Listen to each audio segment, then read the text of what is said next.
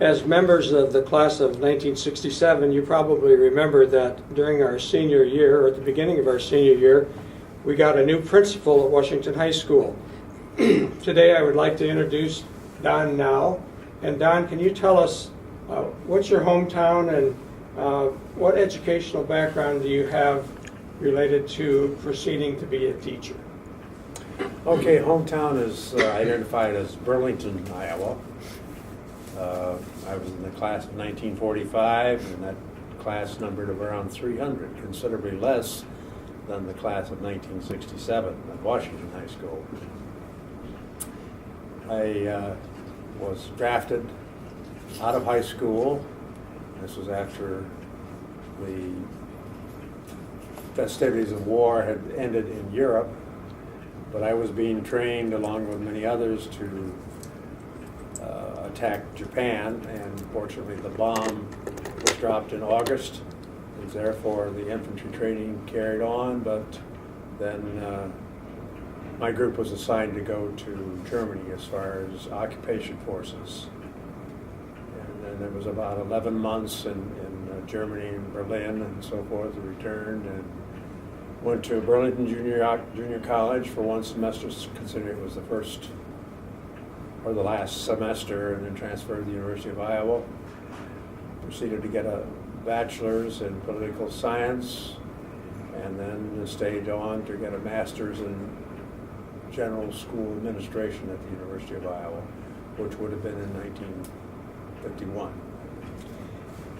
Can you tell us about your first teaching position in Marion and about the extravagant pay you received for that position as well as the activities?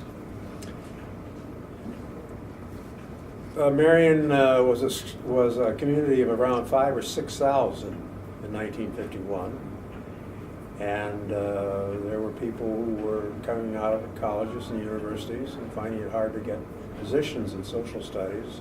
And as it turned out, a vacancy occurred, which was a government teacher, and political science was my major, and so therefore it was a position that opened up in August of '51.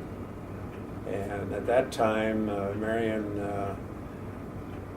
had a salary schedule that included 10% more for people who were heads of families, which generally were men, but there were a few ladies that were heads of families. Then in addition to that, assignments as far as an assistant coach in football, basketball, and track, social activities coordinator, senior sponsor, and needless to say, there was much to do as far as preparing every day and taking care of those other assignments. And you were paid vast sums of money for coaching 3 sports? Yes, $100 each sport. Amazing. Amazing by today's standards, for sure. I noticed in today's paper that Iowa's basketball coach, her first college position at St. Ambrose was $2,400, and she bargained it up to $2,500 for a women's coach at St. Ambrose. And now Lisa Bluter makes $500,000. That's pretty different scale than back in the day. After you were at Marion for how many years? 3 years. 3 years, and then what happened? Well, it was a case of looking around for moving into administration, and I checked out a lead in the Quad City area. Didn't feel that was appropriate, and then there was a position in the small town of Olin, southeast of Anamosa, and I was high school principal there for 2 years. So that was your first job in administration, and what happened after Olin? Then it was a case of pursuing some other interests, and West Liberty was a larger school, and took that job, and during that 1 year, the principals of high school principals in Cedar Rapids contacted to see if I was interested in an assistant principalship in Cedar Rapids at either one of the new high schools. So I was employed as one of those people, not knowing what building it would be. And then I was at Jefferson as an assistant principal for 8 years, and then McKinley principal 1 year, and then transferred from McKinley to Washington as an associate principal during the first semester of 57, 58. And you became Washington's principal in 1966. 67, technically. Oh, in the second semester. Right. How did that transition occur from associate to head? Well, it was something that hadn't been done before, because Bob Fitzsimmons was principal, and he was to be relieved of some of his principal activities at Washington during 66, 67, to start working on the opening of the new Kennedy High School. But technically, I was not identified as the full principal until January 1st of 1967. How long did you stay at Washington before moving on?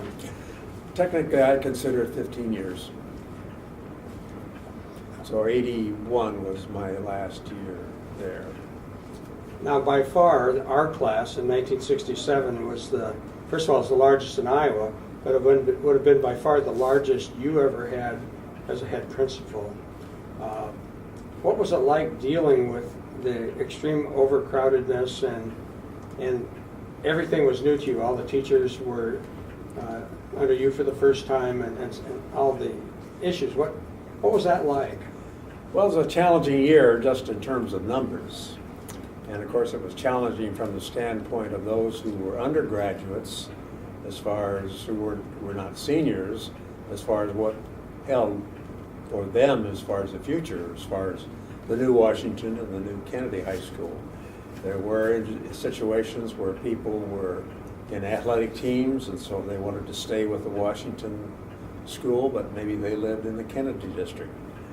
And there were some instances wherein some of those people, the parents rented apartments in the Washington attendance area, so the son might continue to swim on the Washington swim team. The state championship team. Right, and so there were a lot of adjustments being made, and as such, the adjustments included staff members of the class of 67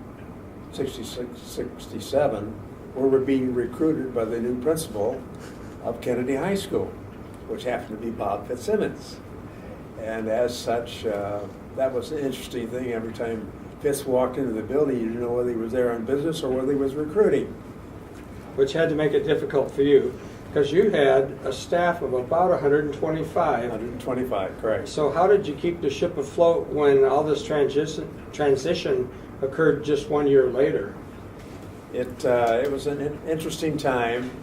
It was a challenge. Of course, there were some very fine teachers that transferred to Kennedy. Fortunately, there were many fine teachers that stayed at Washington, and there were some vacancies. We had very excellent relationships with you and I as far as coming up with people who were interested in getting jobs at Washington, and we picked up some very good recruits in that situation. In our earlier conversation today, you told us about your family and about the fact that they attended Grantwood Elementary, McKinley Junior High, and then Washington. Tell us just a little bit about your kids. Okay, we have three kids. The first two born were sons, and the last born was our daughter Julie. And as you've implied, they've all gone through the Cedar Rapids schools, and we have 8 grandchildren, and 5 of those grandchildren have gone through our Washington graduates. Our oldest son is a pediatrician in Cedar Rapids. Our youngest son is a pediatrician in Ames, and each of those have, as an oldest son, Scott has son Peter, who is has graduated from medical school and has a 5-year residency, surgery residency at Ohio State, and is a 1-year fellowship at Harvard, and is looking for a job next summer. Brad's oldest son is now a senior at medical school in Iowa, and looking forward to some type of a residency next year. So we're very fortunate. We have a granddaughter that teachers elementary in Cedar Rapids, and we're very pleased that most of our family is fairly close. There came a time at which you left Washington to join the administrative team at the Board of Education. Can you tell us a little bit about that? Yes, that was a situation which I worked in areas, curriculum coordinator, in business education, industrial arts, music, many different areas, and as such became acquainted with some very fine people in that period of adjustment before I retired. And when was that retirement exactly? That was on January 20th of 1989. Ronald Reagan and I retired the same day. There was an advantage if I retired at age 61, financial advantage. So as such, he made considerably more money speaking than I made after retirement. Finally, is there any message that you would like to give to the members of the class of 1967 in saying goodbye today? Well, it was a tremendous experience for everyone that was involved in it. And it's not everyone that can say that they were a graduate of the largest high school in the state of Iowa.